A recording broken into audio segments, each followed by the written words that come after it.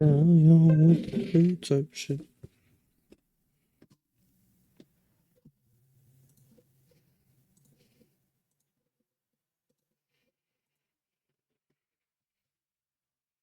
Police officer without delving into real world issues. He said,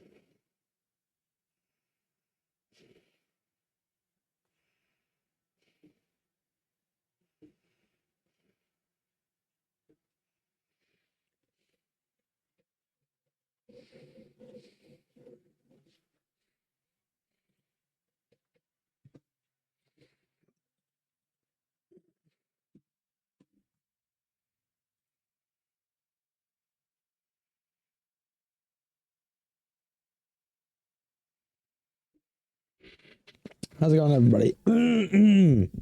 How are we doing?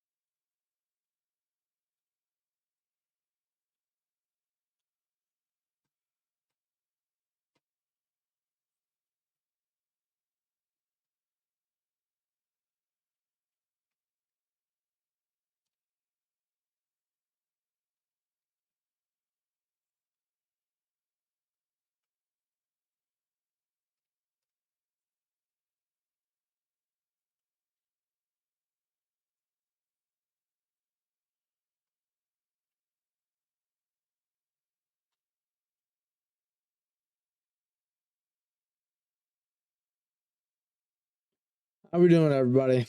How's it going? He's in your med mist. He died. Wait, no, one died. One died. You're fucking crazy. How we doing though, y'all? We're you copping PUBG? No. I'm just on Steam.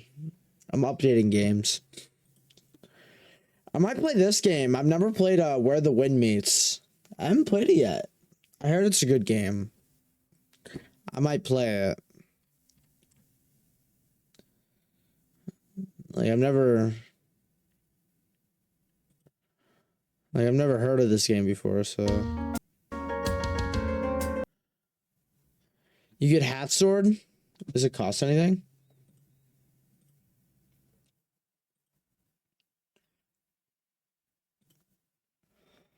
Here, I'll look it up. The free demo, it's fire? Alright, sure. So maybe it's on sale right now. Oh yeah, oh it costs a lot though. It's on sale, but it's still $20. So I'm sorry, Miss Jackson. Ooh. I'll add to my library.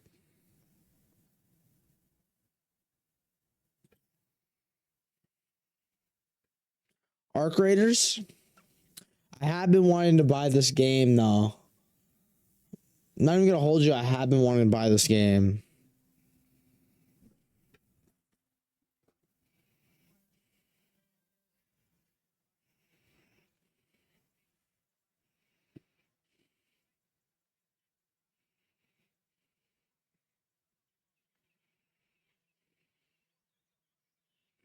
When it's been so cold, 40 degrees. Yeah, that's crazy.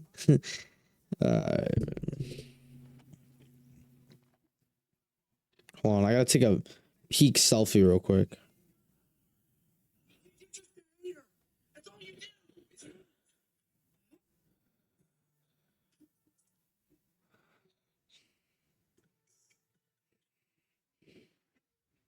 I gotta take a fire flick.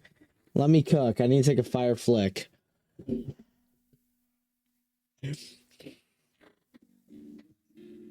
Yeah. I need to never take a photo again after that.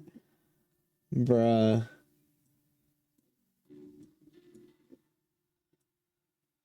Bruh.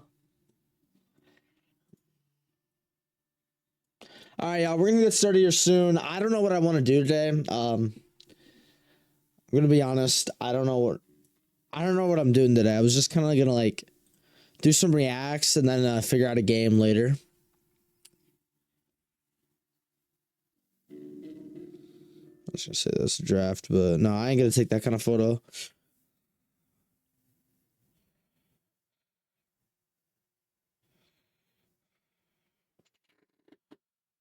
All right.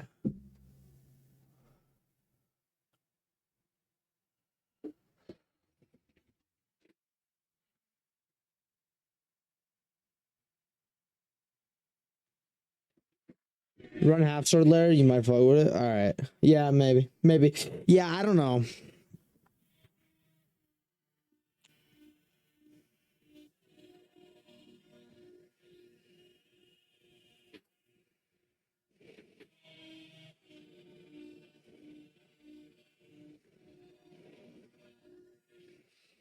That was a good post right there. I'm beating, winning, what is I think? I can't talk. Hello.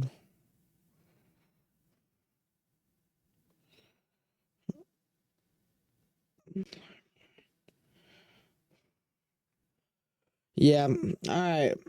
I was just gonna update all my games real quick, and then maybe we'll figure out what to do. I'm gonna turn down my ads. I'm not even gonna hold you. I'm gonna turn them down. I'm kind of sick of seeing all this notifications and stuff. Turn my ads down a little bit. You know what I'm saying?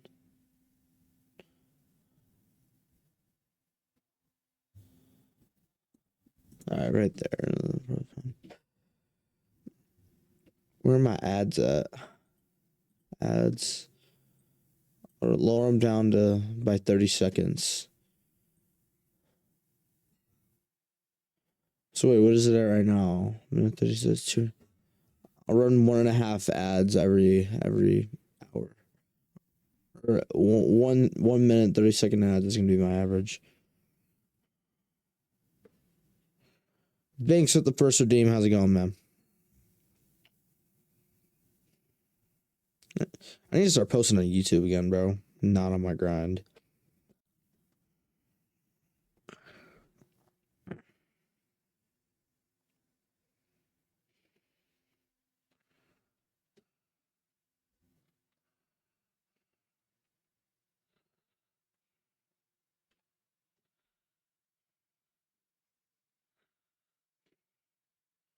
How's it going, Banks?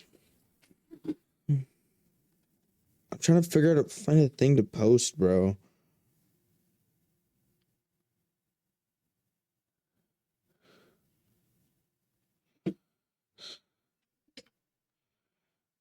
My gosh, man.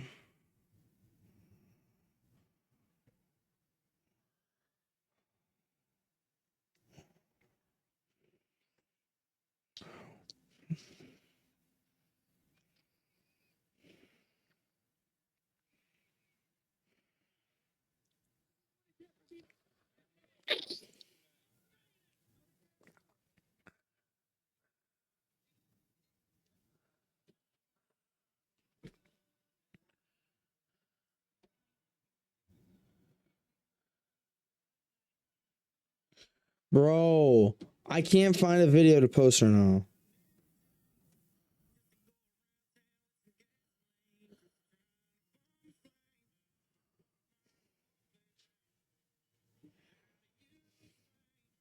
All right. Yeah. All right, I'm gonna start up stream here. So, I'll be honest with me, chat. What do y'all want to do? Because I don't know what to fucking do. I don't know what to do, bro. I'm kind of lost on what to do for stream today. Just be honest with me, chat. What do y'all want to do? Like I'm really honestly, I was just planning on doing some reacts. Like I want to get some content out, like for the YouTube. I want to record some stuff. So Banks got 5 jumping jacks. Thank you, brother. I'll be doing those in a second, but I got a couple of these. I think I've seen this one before. I haven't seen it in a long time. It's been a minute. So I'm gonna react to that one again. These are ones that have been sitting here for a while. I really want to react to this. Is 52 minutes. Okay, we're gonna look up a different video. We're gonna look up a different video that's a lot shorter. I didn't realize that was 53 minutes. So we're just gonna. It's now playing.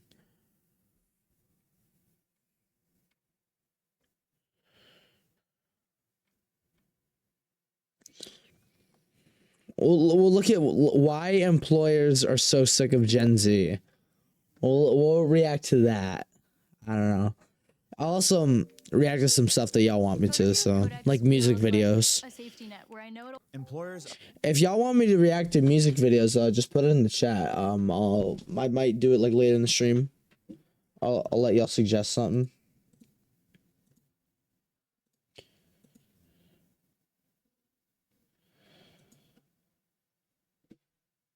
All right, so 5 jumping cheese. I haven't gotten that redeem in a minute. I'm not even gonna hold you.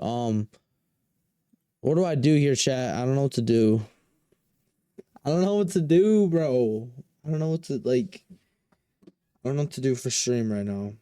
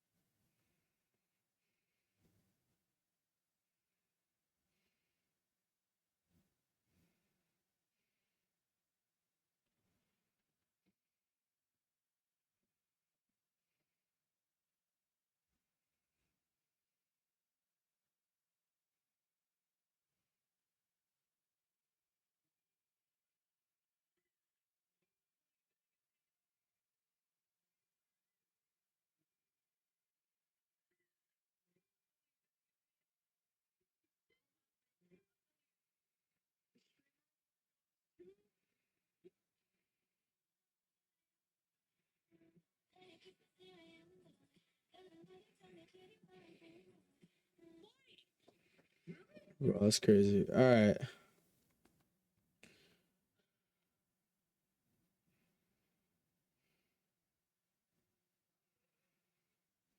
Duluth. All right, bro.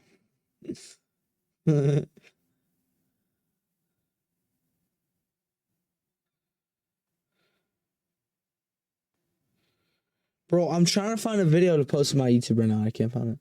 I'm cooked. All right. How we doing, that chat? Really starting to hate Gen Z. Lazy entitlement. We're gonna react to this one. Should we just do it right now? Just wing it. Just go for it. What do y'all want to react to? I got this shit right here. We got about 6, 7. The meme. Oh, here we'll react to this little short. So. You got a C in science. That's totally okay. School is hard, and grades are a social construct. Just like gender. And if you're gay, That's real. that's okay. Or better yet, trans. Oh my God, yes. It's not okay, actually. Now we're talking. I'll call Dr. Shapoinky. We'll set up a time for the appointment. Oh, snip, snip, easy peasy. Our friends are gonna be so jealous. Oh my God, trans kid? Trans kid, they, them, they, them. Bro. You got a C in math? With these kinds of grades, you're wrong to be poor. Or worse, Yeah.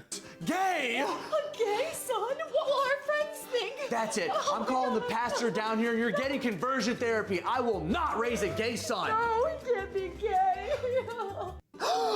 Bro. That's crazy. All right, we're gonna react to this one. Actually, let me start off the intro a little better. I'm gonna make this a little smaller. This a little smaller. Oh, whoa, not what I wanted to do.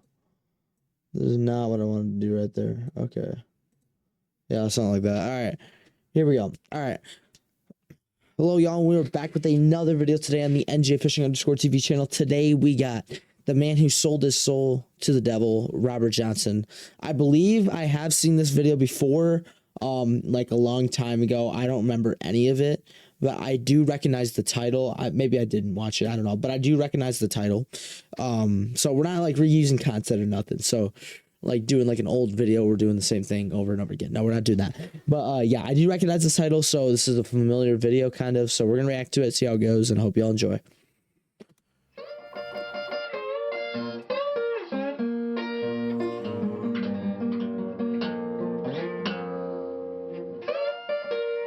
It doesn't even line up with the whatever.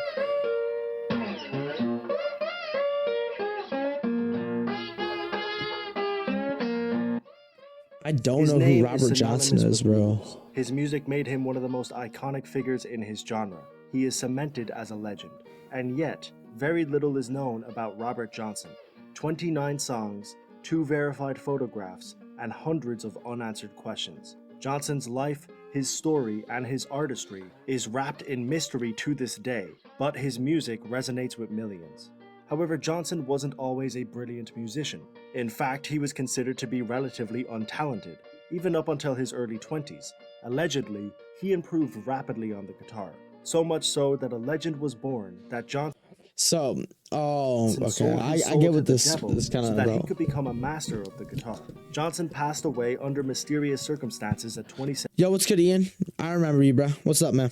7 years old, giving birth to the infamous 27 Club and adding yet another question mark onto his already confusing story. Whoa. What's that? I just built a budgeting app in Base 44. I don't care.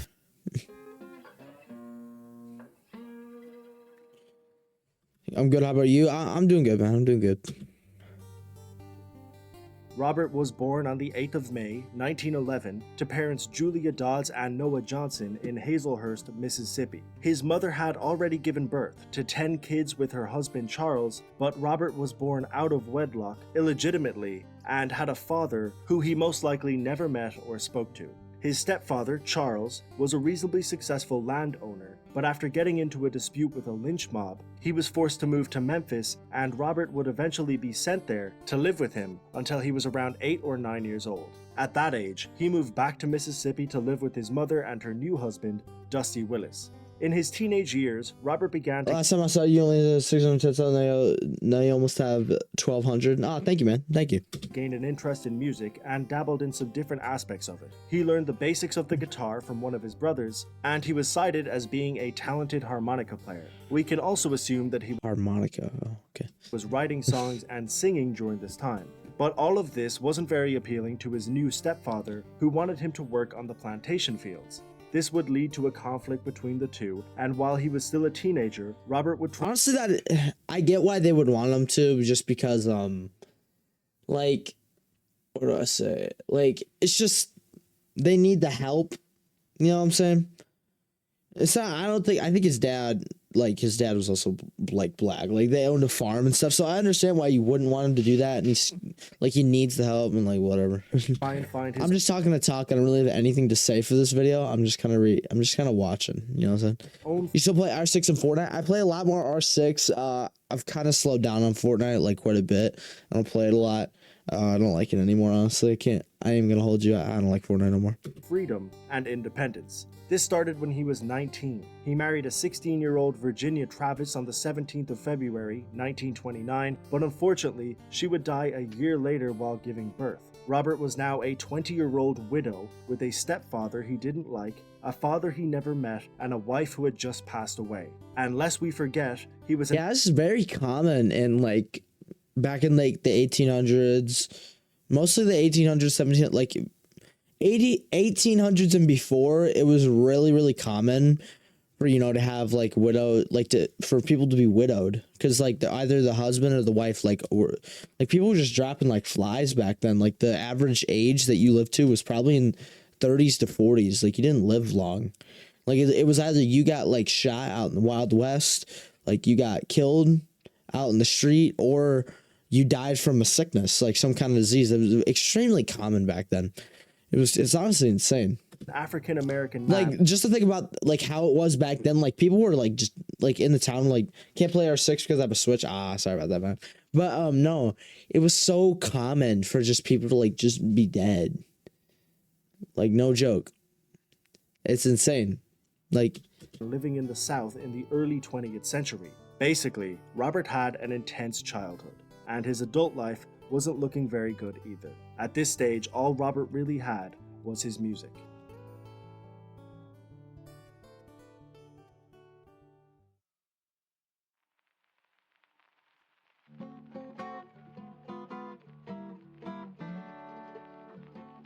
It was around this time that legendary blues icon Son House moved to a town that was near where Robert lived. All of a sudden, a lost and impressionable Robert Johnson was listening to one of the greatest blues artists of his generation perform what are you live doing? What are you every reacting week to? at the We're reacting to local Jeep joint. band At of this point, sold Robert his had soul to the some devil, musical Robert ability, Johnson. but He's it a was mainly at the blues previously artist. mentioned harmonica, so he wasn't considered talented enough to perform at these establishments. But during the breaks, Johnson would ask if he could play their guitars. In one of the most famous interviews ever given about Robert Johnson, Son House states that he was terrible and that he was often asked to stop playing. He'd follow me and Willie around on Saturday night, Willie Brown. And every time we stopped for rest and sit at a little guitar over in the corner or something and go out. Yeah, I heard that. You know. Yeah. That's what this is about. I don't think I've watched this video before actually, because I don't remember this. I don't recall, but I know the title. I think I've seen the video on like my For You. I just never clicked on it because I know that I've heard the title. I know that. But yeah, I don't know the story very well though.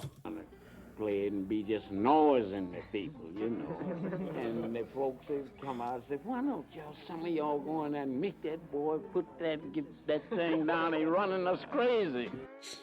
Affinity Plus presents Yeah. Real Life Math from real members. So by the way, I'm gonna start editing out these ads in my regular videos. I didn't realize that till somebody told me. I did not realize that I should edit out the ads that I get on the videos on my shit. Like, I'm an idiot, bro.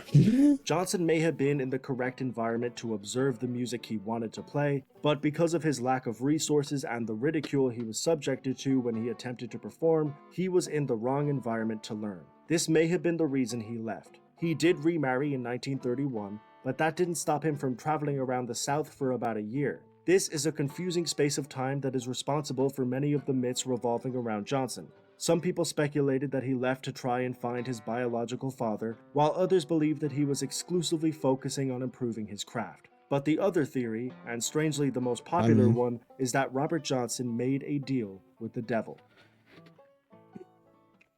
Yeah, I mean,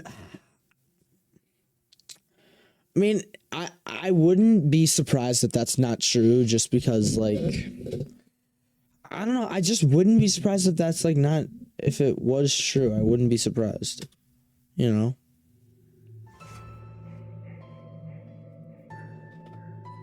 The story goes that Robert Johnson went to a local crossroads with his guitar before midnight. He started playing his songs, and at midnight, the devil appeared. The devil took the guitar and tuned it, played a song, and gave it back to Johnson. This was the transaction, the turning point for Johnson as a musician. He had given up his soul to the devil himself and was a master of guitar.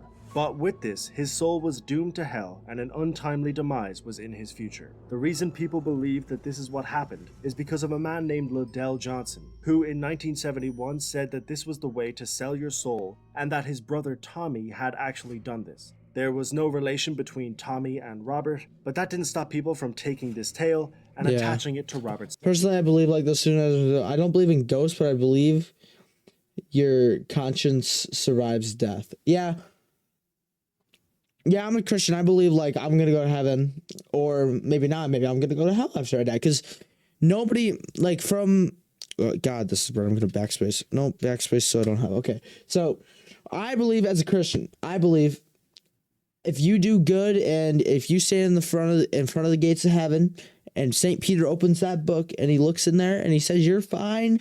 It doesn't look like you have anything that bad on your like you don't have anything bad. Like they go through everything you've ever done in your life, and you've done what you've done to get into heaven. You get into heaven. Like that's what I think goes on. But like I don't know, dude. Like I don't know. I personally think there's a lot of artists out there. Actually, I'm gonna tell y'all a cool fact, or not. It's not cool, but it's a fact, or like it's not a fact, but it's kind of a weird like timing thing. But if you look at it, when Travis Scott drops an album, at least one of his family members dies. Think about that. I believe that Heaven and Hell Are Real is just a place of the mind. Yeah. But no, but that's an interesting one, is that Travis Scott, like every time he drops an album, one of his family members dies. Like it's happened before. I think with the couple of albums he's released, he's had family members die near that album release. Like very close to it. I don't know has he dropped a recent album? I mean, I have no clue. So yeah, I don't know. But yeah, that's an interesting one. So that would be a scenario where like you sold your soul to the devil, and he said, well, I'm going to take one of your family members every time you release an album, and so then your album can do good or something like that. Like that was one of the repercussions of doing that, and also being doomed to hell. So sell your soul, and that his brother Tommy had actually done this. There was no relation between Tommy and Robert, but that didn't stop people from taking this tale and I don't know. I'm more or less just like watching this, and I'm also like really tired right now, so I don't really have anything that good to say. So attaching it to Robert's name. At least that's how the story goes. It's obviously a far-fetched tale, but it shows us how impressive and quick Johnson's improvement must have been. The only way the public were able to justify his talents was with a story that was this insane, which in itself tells us why Robert Johnson was so good. One thing is almost certain. Between the years of 1930 and 1932, something happened that made Johnson go from being considered embarrassingly bad to one of the greatest guitarists of all time. I mean, it's definitely possible. I mean, in 2 years, I went from like thinking the highest tom was a snare drum on the drum set. Like for y'all drummers, y'all know what I mean. But like I thought like the tom one, like the high, like the smallest tom, you know, I thought that was the snare drum, and like I was listening to songs and I thought that was the snare drum. And like that's how bad I was at drums. And then I kind of stopped for a little bit, but then I came back, and now it's been 2.5 years. I'm pretty decent, you know. I didn't teach myself the normal way. I taught myself like listening to music and just like learning and engraving into my brain what each thing sounds like, and I just kind of copied that, you know. So who knows what he did to get so good, because we don't know. Like you don't know that. Like nobody knows how he got so good, because he went dark. He just kind of didn't talk to anybody, didn't say anything, and he probably. I honestly have no clue. When he finally returned to play for don't have any Sunhouse, idea. nobody was telling him to stop. He was so good, when he finished, all our mouths were standing open.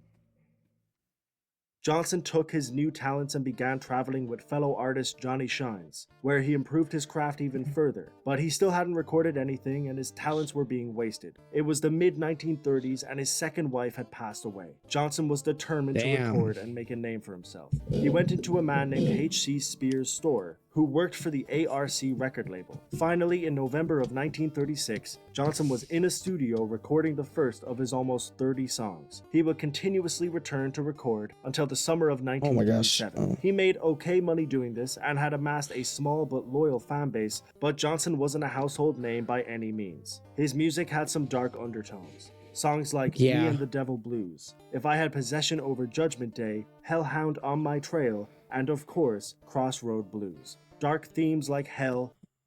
I mean, I'm not like justifying the song names, because I think those song names are kind of like, you know, really weird and suspicious. But also, you gotta like go back to what people were saying, how he sold his soul. So what if he just named those songs that? But then people like saw those song names and they were like, oh, and then they're like trying to make a connection with the song names. Dude, I mean, honestly, my guess, I think he did. Because, like, how good was he? Like, I need to hear what he was playing. Like, was he Eddie Van Halen, like, best guitarist in the world kind of guy? Or was he like, I don't know. Like, I've never heard this guy before. The devil and death were prominent in his music, and this did nothing but add fuel to his already dark image. But this was par for the course for blues. These weren't new thematic explorations, they were cemented attributes of the genre, but people emphasized Johnson's dark lyrics to add to the narrative, even though there were hundreds of similar acts doing the same thing. Regardless, the recordings were done, and unfortunately, that would be Johnson's entire discography, because a year later, he would die. Your setup Damn. wants Opera Yo, you should play Clash Royale. I don't really want to. GX. Now we gotta go What help the people fuck is that ad? customize and save hundreds with Liberty Mutual. Libby, where's the golf cart?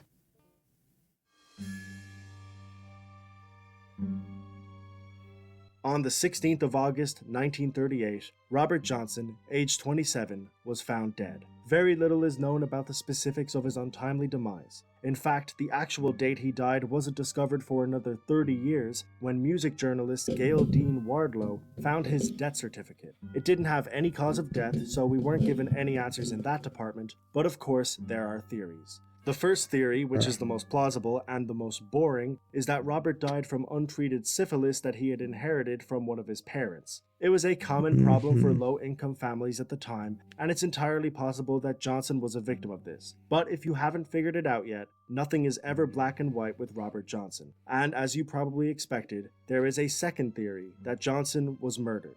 Johnson had been performing for a few weeks at a country dance that was only 15 miles away from where he was found. Allegedly, he was flirting with a married woman at these dances. Her husband gave Robert a drink, but Sonny Boy Williamson, a fellow musician and friend of Johnson, slapped the drink out of his hand and told him that it was dangerous to accept drinks from unknown people. Johnson was angry at Williamson for doing this, and he accepted a second drink from the husband, which he did consume. Williamson wrote an account about this, and he was a well-respected figure of the blues community who had a confirmed association with Johnson, so it is entirely possible that he was telling the truth. Whether Johnson was actually poisoned is a different story altogether. However, Robert Mac McCormick, a notable blues... I mean, wait a second.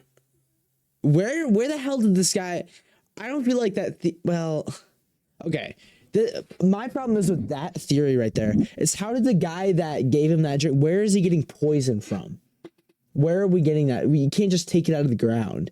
Like, where are you getting poisoned from, bro? That doesn't make sense to me. Where are you getting poisoned from? That's my other problem. I don't get where you're getting poisoned from. Like, I don't get it. Like, does that not seem weird to you? Like, where the frick are you getting poisoned from, chat? It doesn't make any sense. Researcher claimed that he tracked down the man who killed Johnson and actually got a confession from him. He declined to reveal the name or release the confession, which seems like a strange thing to do. If you were a blues researcher and found out who killed one of the genre's biggest icons, it's very strange that you wouldn't release that information. But these accounts and statements have made this second theory more believable, and a lot of people do believe it to be true. Either way, the end result was the same. Johnson had passed at the young age of 27, with very few answers as to what happened, concluding his already insane life with an ending that was incredibly unfortunate and untimely, but morbidly fitting for such a mysterious and interesting character. Some of his friends, associates, and peers wouldn't find out about his death for a long time, not until they looked for him and realized through word of mouth that he was gone. It seemed as if Johnson would fade into obscurity for 2 decades after. Well, yeah, because like back then, like you didn't have frickin' social media to tell you what was going his on. death, he remained a relatively unknown figure in the music world, but in 1961, Columbia Records released the album King of the Delta Blues Singers, a compilation of Johnson's work that would achieve immense success and bring his music to a wider audience. It was widely considered to be one of the greatest albums of all time, and it solidified Johnson as a blues legend. He was finally recognized, and while he wasn't able to enjoy the fruits of his labor, the world could enjoy his work and admire his greatness. His dream of becoming one of the greatest blues artists of all time was finally realized. Conclusion. Robert Johnson probably didn't sell his soul to the devil, but he did give his soul to blues. It could be argued that what Johnson managed to do in his short life was one of the greatest feats ever achieved by a musician. His short discography changed blues forever and influenced hundreds of notable musicians and continues to do so to this day. He won a Grammy in 1990 for Best Historical Album, his song Crossroad Blues was inducted into the Grammy Hall of Fame 8 years later, and he was inducted into the Rock and Roll Hall of Fame in 1986. He has been cited as an influence to artists like Mick Jagger, Fleetwood Mac, Bob Dylan, and Eric Clapton. He did all of this in a very short span of time, with a life that was as difficult as any. He overcame it all and persevered to become one of music's most important icons. It's very difficult to distinguish You break a guitar is by holding it like that. fact from fiction when it comes to this man. The historical inaccuracies, conspiracy theories, and sheer lack of any It's honestly like you can't really come up with a conclusion if you don't know anything. Like we don't know enough. There's no information. It's because back in the 30s and the 20s, or nobody's recording nothing, nobody's keeping track of nothing. He just went off and did his own thing for 2 years, and he got really good. So who knows what the hell went on, bro? substantial documentation make his story a confusing one, but one thing is for certain. Yeah, dude. Robert Johnson was a legend. He's a legend.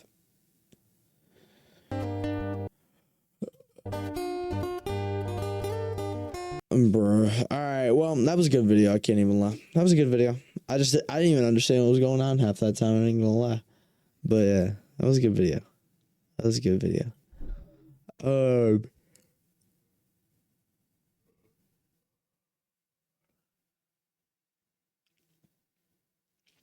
let's watch this one. If you're thinking about buying or selling a house anywhere in or around the Rice County and Faribault area, including the Blue, picture this. That's crazy. All right. What it's like getting killed by fentanyl. Oh, jeepers. I'm not going to react to this video, actually. I did want to react to the Zoomer politics, bro. Ooh. Blue coats.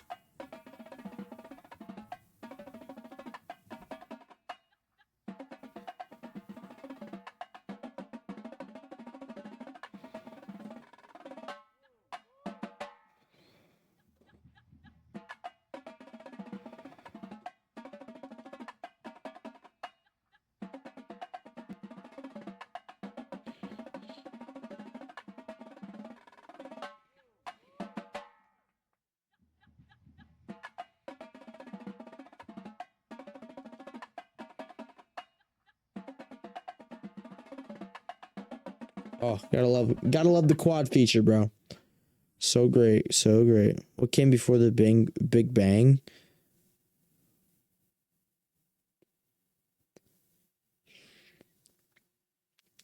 Yeah, that is a good question. I bet a lot of people wonder that. Actually understand the Big Bang Theory because what they teach in schools is wrong. I know this because I just got my degree in physics, and what they taught us isn't actually what most physicists believe. When I started writing this video, I basically just wanted to explain what the Big Bang was and prove anyone who didn't believe it wrong.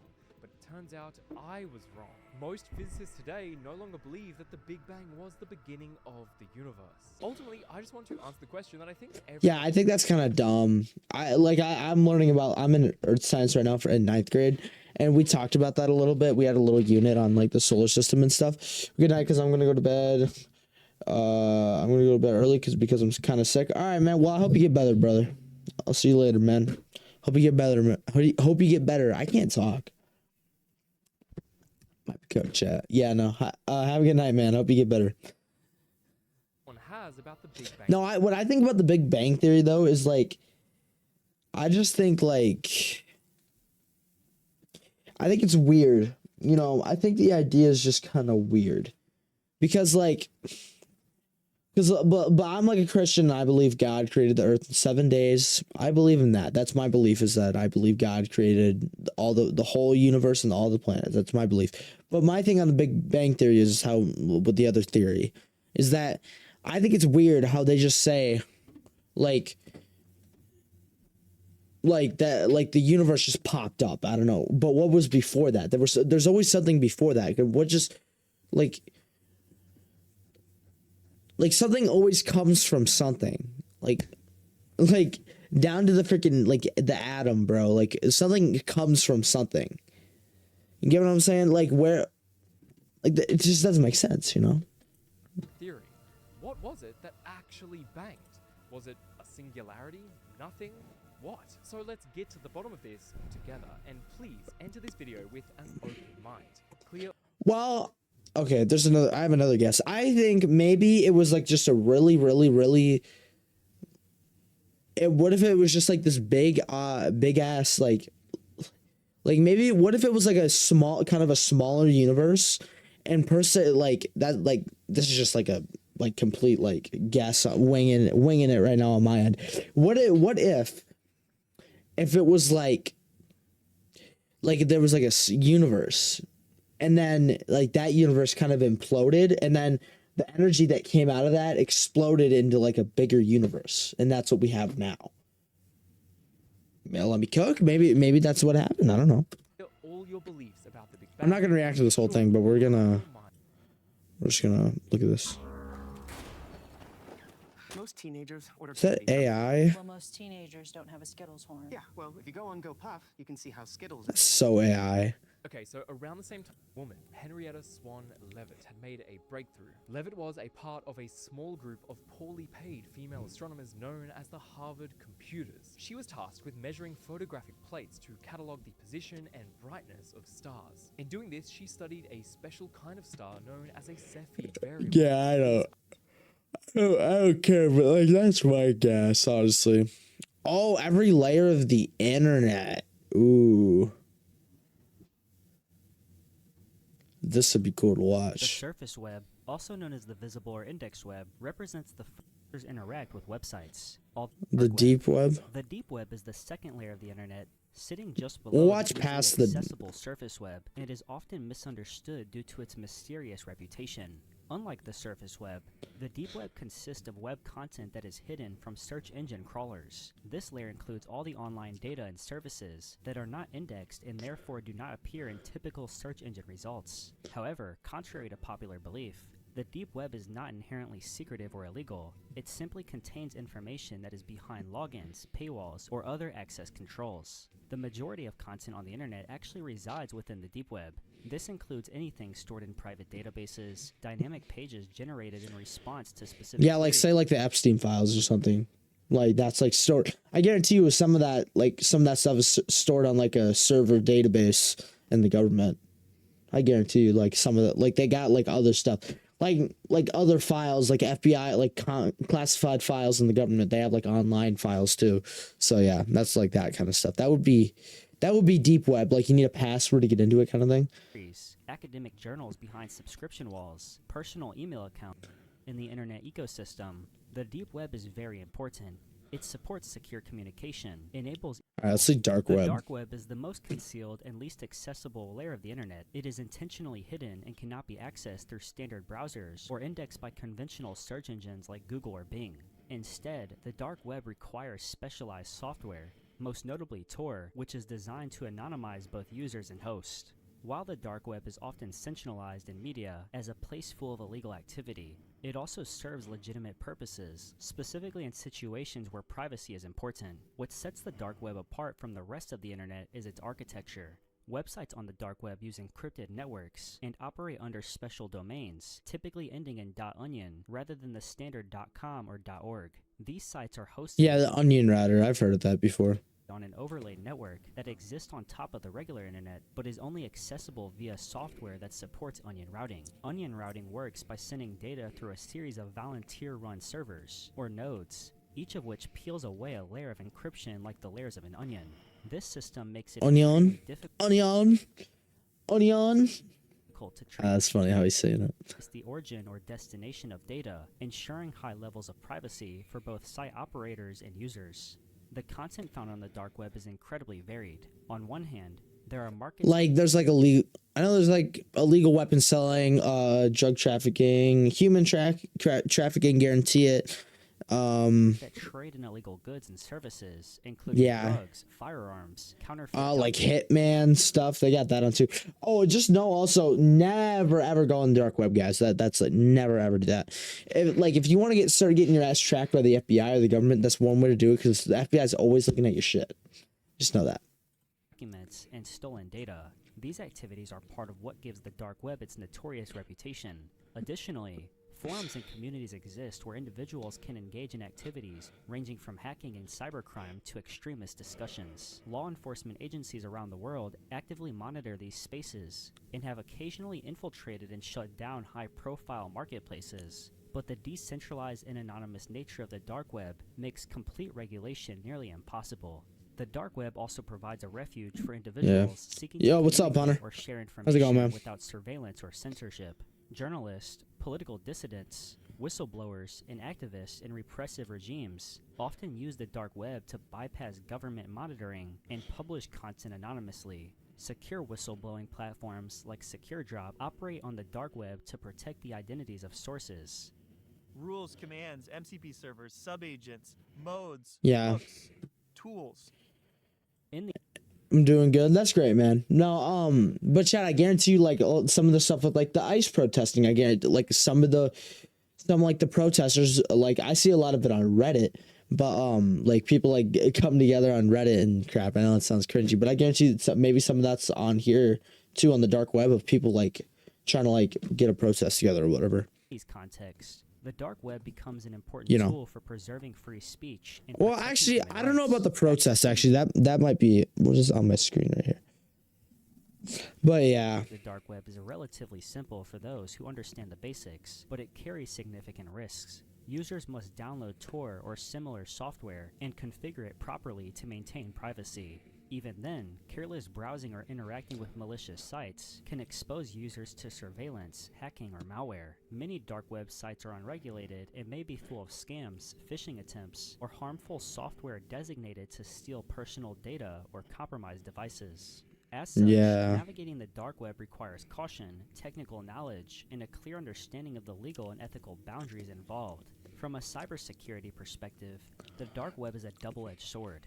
It is a common destination for stolen data, such as login credentials, credit card numbers, and personal information that has been leaked or sold following breaches. At the same time, cybersecurity professionals use the dark web to monitor threats, track stolen data, and understand the methods of cybercrime. well, I'm gonna DM somebody on Discord real quick. He's not even on. Freaking idiot. Are we dead off? He's not even on. Bro, it's 7:30 at night and this guy's not on. Not even his Discord account's up. Maybe some. I want to get my mod to join stream real quick. I kind of want him to watch this video, but we'll keep going though.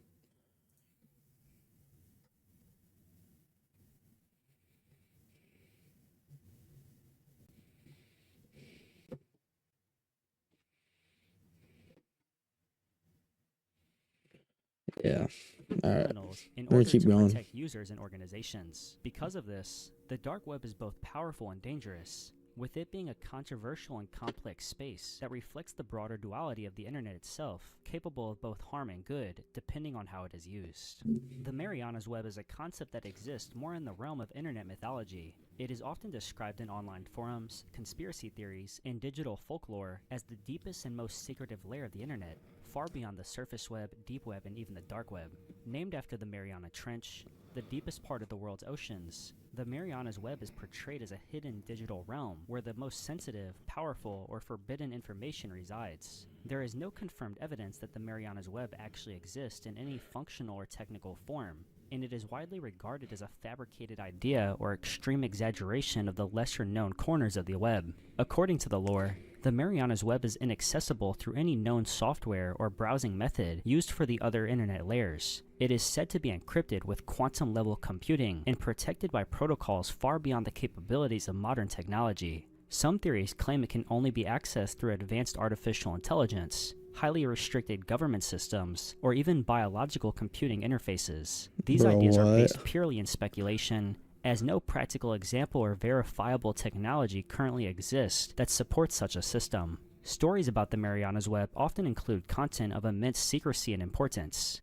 Some describe it as a digital archive of suppressed knowledge, such as classified government research, extraterrestrial communications, advanced artificial intelligence, or even ancient hidden knowledge. Wait, let's go Others to the suggest it is where go to the this one. mediator layer, often referenced in speculative internet models rather than official networking standards, is described as a transitional zone between the more accessible layers of the internet, such as the surface web, deep web, and dark web, and the deeper, more obscure layers like the Marianas Web. Though not officially recognized, the mediator layer is theorized to act as a gateway or buffer, providing a controlled or semi-obscured access point to the deeper and more secretive parts of the digital realm. It is said to serve as both a filter and a facilitator, mediating between users and the sensitive information or networks that lie beyond ordinary reach. The purpose of the mediator layer, according to these speculative models, is to protect and regulate access to information that is not entirely hidden, but also not freely available. It is often imagined as containing restricted research, sensitive databases, or secure communication networks that require not just passwords or encryption, but also contextual access permissions. For examples, a system in the mediator layer might only allow entry under specific conditions, such as geographic location, biometric validation, or multi-layered. I am so lost right now, but like anything past the dark web, I'm just like lost. Like I'm lost. What's the fog? Hold on.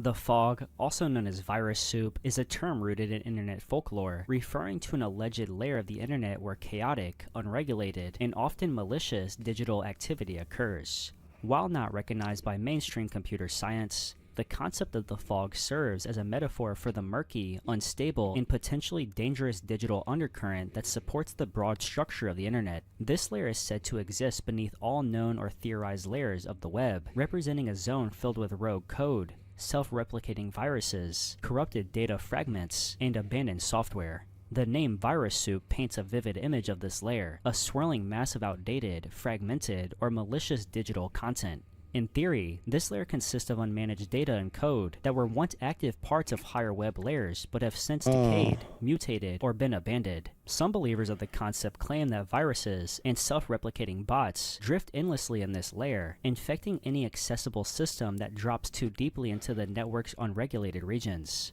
Functionally, the fog is said to operate I get the concept. outside of typical I do get the control or concept right governance now, but structures. There is no central access point, no organized directory, and no conventional search functionality. Content in this layer is thought to be non-indexable, not simply due to privacy constraints, but because of its fragmented, corrupted, or hostile nature. Attempts to access this layer are theorized to result in unpredictable consequences, ranging from device infection to permanent data loss. The theoretical mechanisms behind the fog are tied to long-running fears about autonomous code and the unintended consequences. I freaking dropped my mouse.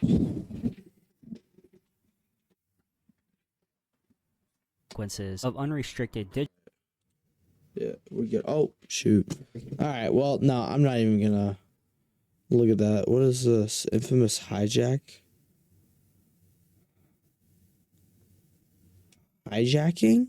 Imagine being able to build an app let's with your see. name Let's on see it some of these just clips. by thinking about it. Meet Base 44, a complete AI. My biggest wedding day fear is my wedding dress not fitting. All right, y'all better be ready. Oh my god! Be still right now. What the fuck? So these are the first two dates for the diary. 10:20 Friday night and live 3:40 Saturday afternoon. Fear storm to your weekend plans. No one in North What the fuck? Authorities in your area have reported that the bodies of the dead are rising from their graves and attacking the living. Follow the messages on screen that will be updated as information becomes available. Do not attempt to approach or apprehend these bodies as they are considered extremely dangerous. I repeat, civil authorities in your area. I'd be shitting my if I was like 2 years old and I know about zombies and I'm just like a little child, like, and I'm sitting at the TV that comes on, bro. Oh hell no, I'm cooked, mud. Showing you this in the year 2025, you immediately just think of ARGs and analog horror projects like Local 58 or the likes of Arcadia. There's even an entire genre known as EAS scenarios, emergency alert systems for fictional situations, meant to mimic the real way emergencies are broadcasted on air. This TV broadcast talking about zombies, though, is not one of those cases. In fact, this was well before the analog horror and ARG craze of the internet, back in 2013. Over the course of that year, 5 different TV stations across America, in Montana, Wisconsin, New Mexico, and Michigan, were hijacked, each with a similar message about the dead rising and attacking the living, all taking place on the same day, February 11th, 2013. The first of these took place on a local CBS-affiliated station, KRTV, located in Great Falls, Montana. It was broadcasting an episode of The Steve Wilkos Show, at the time about 2:30 p.m. MST, when it was abruptly interrupted by the unmistakable and ear-piercing noise of an emergency alert alarm, followed by the message, "Civil authorities in your area have reported that the bodies of the dead are rising from their graves and attacking the living." This was just the first of many, however. At around 3:55 p.m., 3 others immediately began an investigation into the incidents. It was quickly discovered that the audio used in the messages came from a YouTube video from 2008 titled Zombie Emergency Alert System Warning, EAS. This warning applies to all areas receiving this broadcast. Tune in to 9:20 a.m. to get updated information in the event that you are was responsible, and like a lot of other TV hijacking incidents, they never did. Following this, though, the FCC and FEMA did their best to educate networks about the importance of cybersecurity and updated them on other loopholes and known vulnerabilities and exploits that could have been used to gain access to the systems. Strangely enough, though, in February of 2017, a radio station was hijacked in Randolph County, Indiana, called WZZY, which played the same message, although it's unclear if the same individuals were involved or if this was just a copycat prankster. Either way, these are definitely some of the most prolific and interesting TV. Yeah, no, if I saw the one about the zombies, I'd just be like shitting my pants. I'm a baby, bro. I'd be crying. I'd be pissing myself, bro. Like, I'm sorry. Hijackings to have taken place in recent memory. Another infamous broadcast intrusion occurred back in 1987 on September 6th. The Playboy channel was airing the movie Three Daughters from 1949 when suddenly, without warning, a text-only message was displayed reading, "Thus saith the Lord thy God, remember the Sabbath and keep it holy. Repent, for the kingdom of heaven is at hand." A quote from the Bible verses Matthew 4:17 and Exodus 28. The incident was likely never recorded, as no footage is known to exist, with the only proof of it really happening being this alleged screenshot of the message in question, as well as the subsequent investigation into the interference, which led to the arrest of an employee of the Christian Broadcasting Network by the name of Thomas Haney, who denied any involvement in the hijacking. Investigators were summoned on 2 charges related to the broadcast intrusion. He received 3 years probation, 150 hours of community service, and a $1,000 fine. Following this, he still proclaimed his innocence. The year prior to this would be one of the most important TV hijacking events in American history, as it would become one of the most well-known and likely inspired those who came after, including not only the Playboy religious message, but also the infamous Max Headroom incident, both of which would occur only a year after the Captain Midnight broadcast intrusion. What's going on? You know what I miss most about playing? Yelling, "Hey!" So I got this job. Criminal Division is looking into a weekend incident in which someone suddenly interrupted a home box office movie on cable. It may have been a sophisticated prank, but as ABC's Bill Blakemore reports, nobody is laughing. Despite the mysterious name, this What case is actually this? quite innocuous and kind of hilarious, actually. On April 27th, 1986, at 12:32 a.m. EST, during an airing of spy thriller The Falcon and the Snowman on HBO, the signal was hijacked and replaced with a simple message, which was left for at least 5 minutes before being taken off the air, which simply read, "Good evening, HBO, from Captain Midnight, $12.95 a month? No way. Showtime/movie channel, beware." Definitely an interesting way to protest a channel price hike, but I can't exactly say I blame the guy either. If you plug these numbers into an inflation calculator, you're looking at more like $32 a month.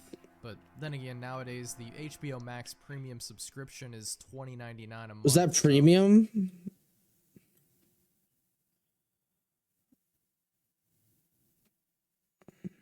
Bruh. That's funny.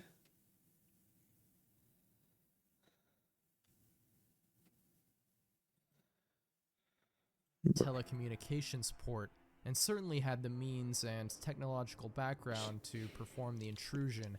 McDougal admitted to the crime, saying he did it because he was upset at HBO for raising their prices, not because of personal consumption, but because it was hurting his primary business of selling satellite dishes, with his other job as a telecommunications operator being merely a second job to make ends meet because his business wasn't performing well. McDougal pled guilty to transmitting without a radio license and was given a year of probation as well as a $5,000 fine. Since this was one of the first major cases involving a broadcast intrusion like this in the United States, it resulted in a revision to the United States Criminal Code, which made satellite jamming from this point on a felony. Still, that wouldn't exactly deter would-be TV pirates, and in fact, only emboldened them, showing that it was possible, they just had to be more careful. Captain Midnight likely wouldn't have been identified either if he just kept his mouth shut.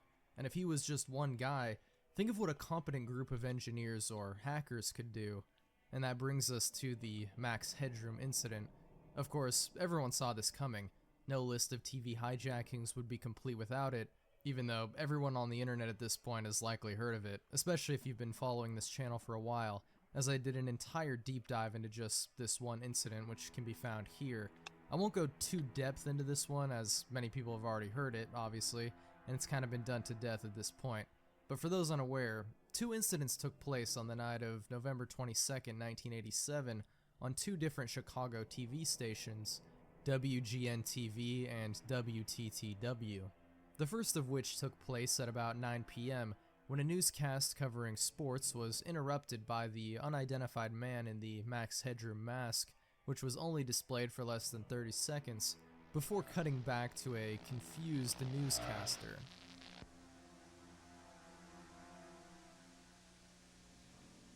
Yeah, that's weird.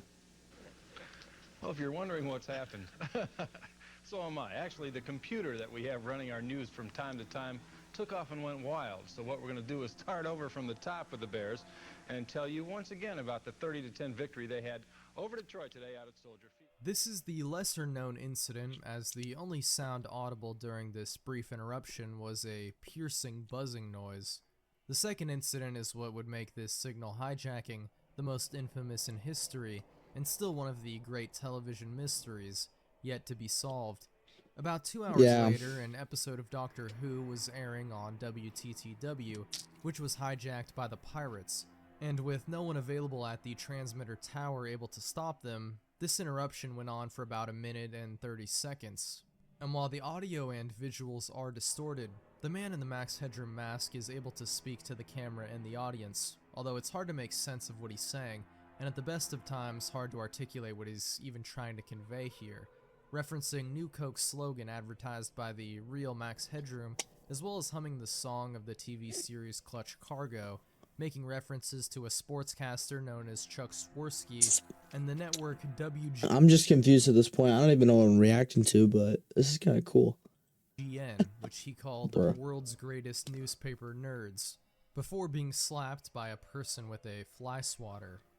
Despite a criminal investigation conducted by the FCC and internal investigations done by the local TV stations involved, no one was ever identified in connection to these pirate broadcasts, leaving it in infamous. I mean, I literally have no idea.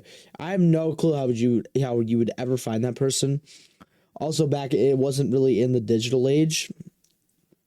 So, like, yeah. Incident with speculation over who committed the hijacking. Like, you wouldn't be able to tell who it is. Like, you have no clue. You can't really track it. Going back decades. Many suspects have been presented over the years, some of which I detailed in my deep dive video, but no one has ever been conclusively linked to the intrusion and the making of these strange broadcasts. Some dry cleaning.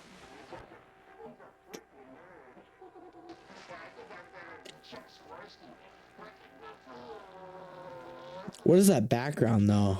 I'm not getting it. Must be something.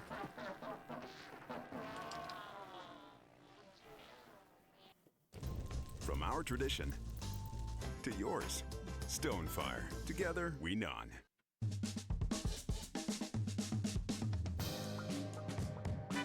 CarMax.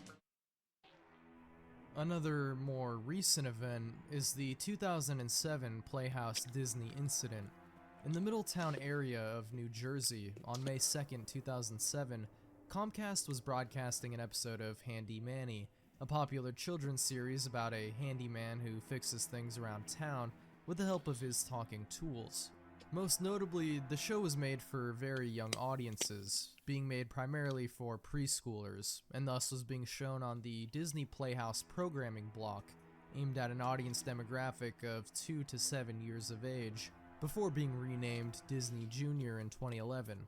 This context makes it all the more strange and unsettling when you learn that during one of their broadcasts of Handy Manny on this specific date, at approximately 9:30 a.m., the signal was hijacked and replaced with corn. You know what I'm talking about. This had been seen by at least a few children that morning before being taken down, as evidenced by one father who gave an interview on the broadcast and found his young son exposed to the material. Comcast began an immediate investigation into what caused the intrusion. That's horrible, bro. And were able to piece together that it took place at one of their local facilities, and did not say that it was a typical broadcast hijacking, but rather claimed it was signal bleed from adult content from another Comcast network, and claimed responsibility for the accident. Why is Comcast streaming that, bro? But was it really all an accident, or was someone behind the incident that was never caught? It's hard to say for certain, but with what happened on Disney Junior only a few years later, you may be led to believe that the culprit is still out there. Because on the newly branded Disney Junior block, on September 7, 2012, the 2002 animated Disney classic Lilo and Stitch was airing before the signal was hijacked, and in its place was another corn film shown on the network for 6 minutes. While the Handy Manny incident 6 minutes? Who wait, hold on. What? One clip which What the heck? exists on 6 minutes? Bro. although it seems this incident is less known and even more mysterious. The video was recorded by a mother who witnessed her children viewing this adult content on Disney Junior. She said of the incident, quote, "It's a woman on top of a man, full penetration. This is not something that's on HBO. This is like pay-per-view. I'm astonished that this is on here." This all occurred on Dish Network, who claimed that they were investigating the incident and had strong and operational controls in place, such as content encryption, to ensure something like this doesn't happen.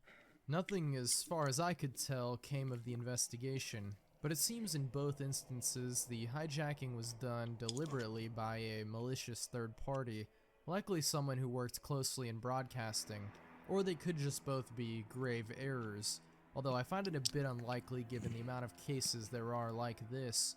The footage shown is never something innocuous, it's usually just corn, as is the case with another infamous signal intrusion.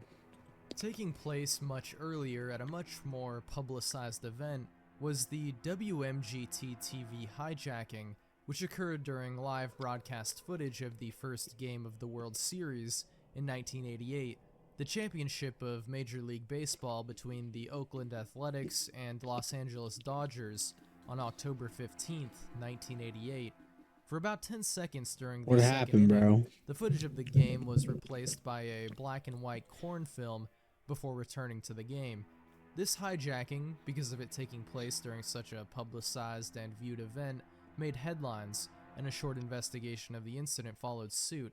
According to the station manager, it was all a mistake, done by a technician who remains unidentified but was fired following the incident, claiming they had accidentally used the wrong switch on the master control panel. Why? So they played corn again, but because he clicked the wrong... Why is that on your switch panel? Like, hold on. Why is that on your freaking switch panel, bro?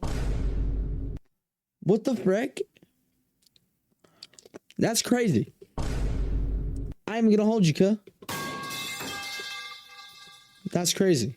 Cutting to a signal containing pornographic material, although since this seems to be a common prank among people working closely with TV stations, it's also very possible that it wasn't an accident and rather a deliberate hijacking by the same technician. Yeah, that's not believable. Why would they have that as like a button, like, or a scene to click to? Was fired, although no charges ended up being filed, and the case was quickly shut. Dang. Back in 1985, before even the infamous Captain Midnight or Max Headroom incidents, there was a hijacking that took place in Poland, and is just one of the many politically motivated TV hijackings which have occurred around the world. This one being so early is simply one of the most notable incidents. Government programs airing in the town of Torun in Poland, including a broadcast of an episode of the police procedural series 07 Come In, were hijacked by a group supporting the Solidarity Movement, also called the Independent Self-Governing Trade Union, with messages directed towards the people superimposed in, such as, quote, enough price increases, lies, and repressions, as well as, it is our duty to boycott the election, in reference to the 1985 Polish parliamentary election, which was going to be held just about a month from then, on October 13th, 1985. The perpetrators behind these messages were eventually identified as 4 astronomers at the University of Torun, where they used an 8-bit home computer system known as the ZX Spectrum alongside a transmitter to put the messages over the broadcasts. Due to the high-profile nature of the case, as well as the good reputation of the men in the scientific community as well as academia, they were only given sentences involving probation and a small fine. The same cannot be said, however, of the next group of hijackers. I wasn't always here, but thanks to Purdue Global. Alright. I think honestly I'm gonna hop on a game here. I haven't updated this one, but what is a good game to play real quick? What is High Guard? I saw this is good. Should play the half sword demo. We'll install it.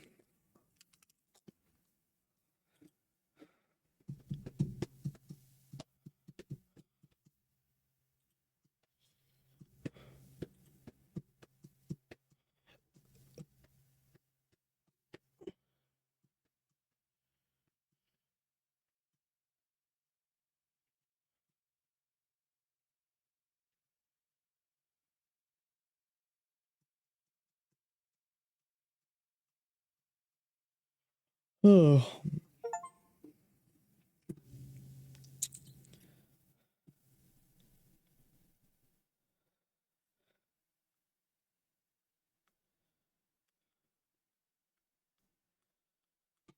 Honestly might get off, bro.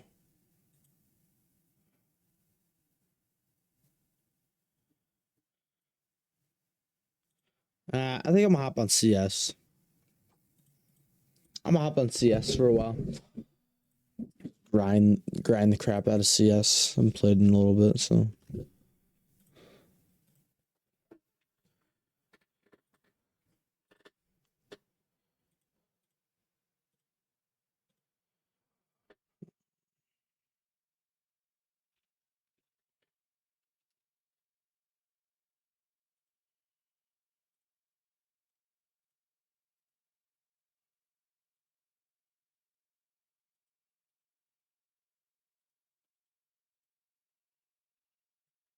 Oh.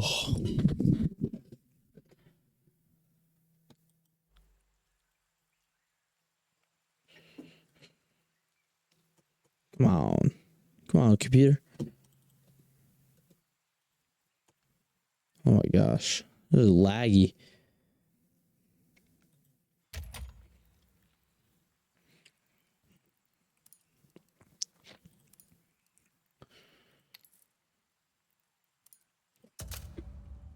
Deathmatch and then I'll do something else.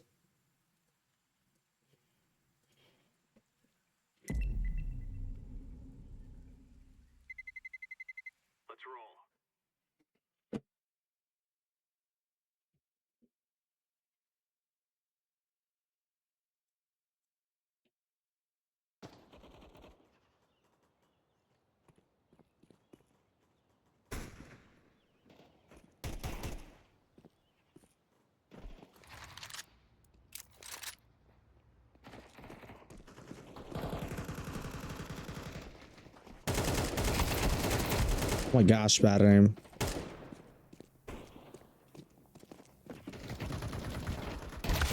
I'm so dumb, bro. I don't know what I'm doing. Like,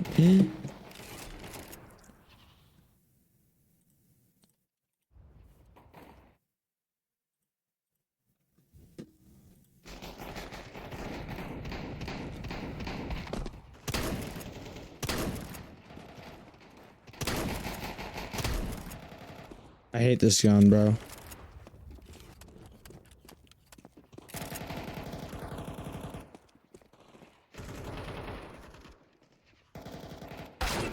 Oh, dang. I just took a crazy shot to the head right there.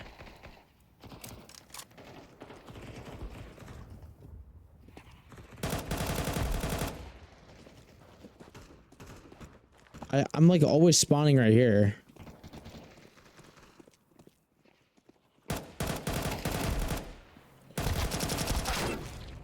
I didn't even hit a shot right there.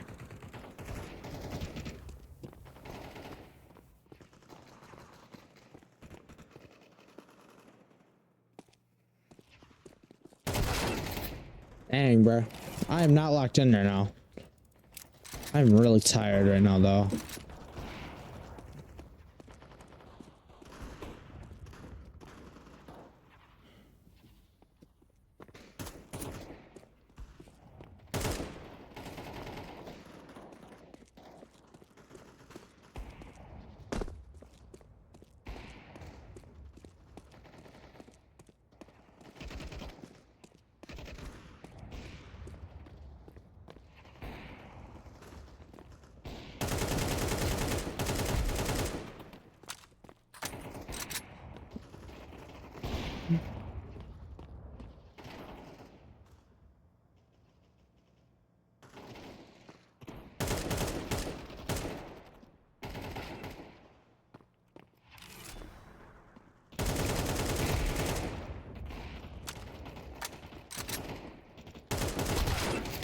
Bro.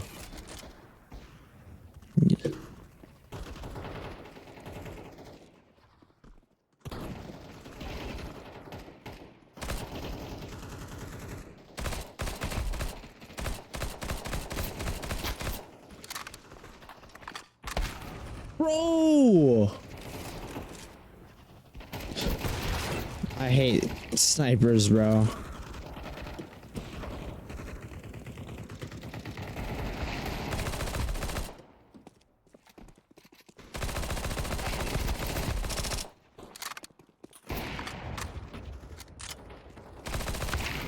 No. I'm so bad.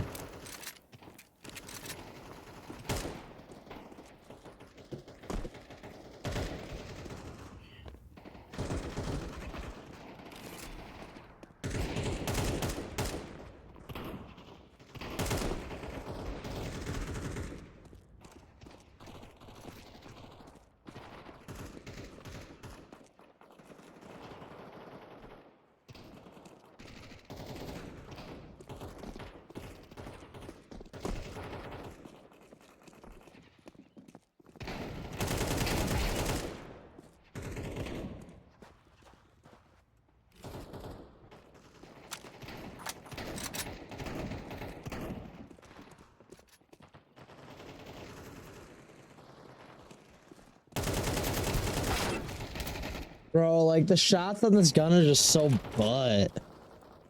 Like,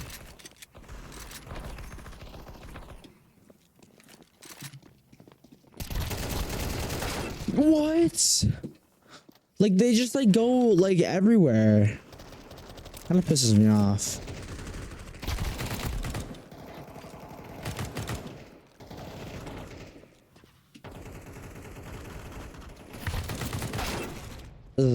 This is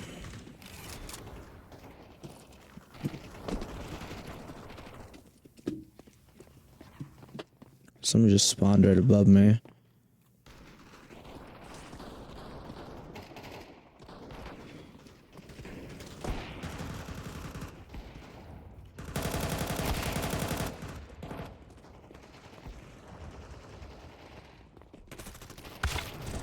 Like this kid, like bro, he hit one shot.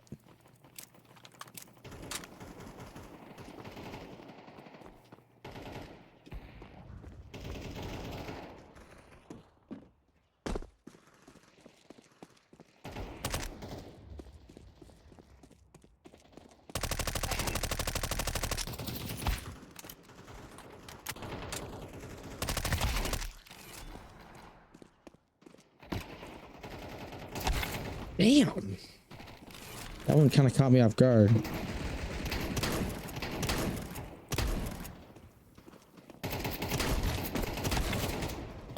I just got cooked. Like what, bro? Like these people are just coming out of nowhere. Like, bro.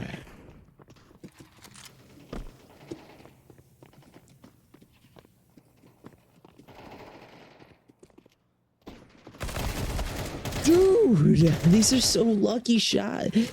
Like these shots are just lucky.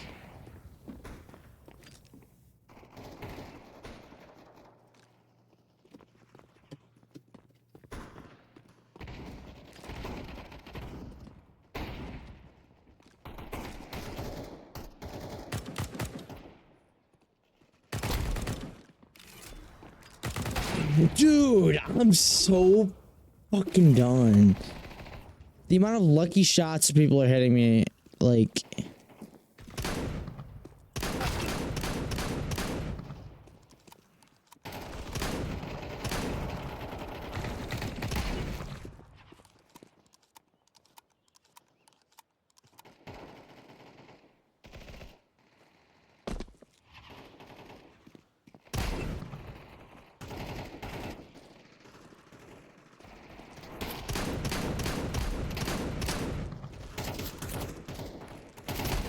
No, bro. I don't know how I didn't just die right there, but okay.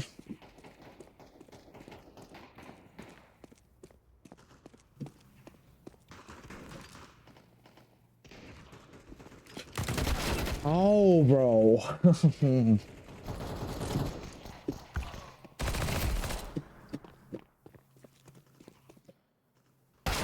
Yeah, I knew I was dead right there.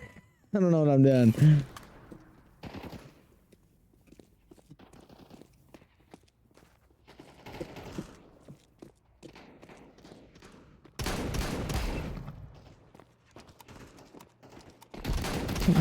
I shot this kid in the face, dude.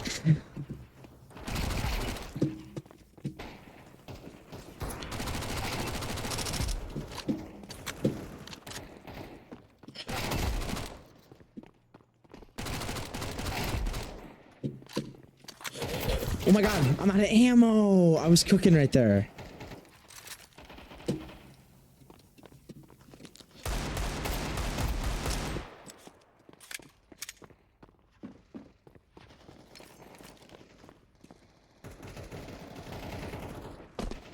I'm gonna be someone behind me here.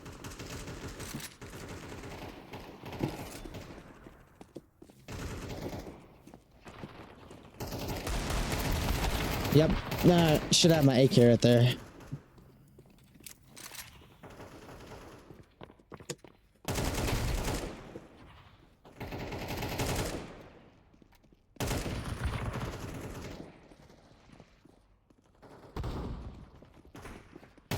No, bro. Like, this kid's just locking on.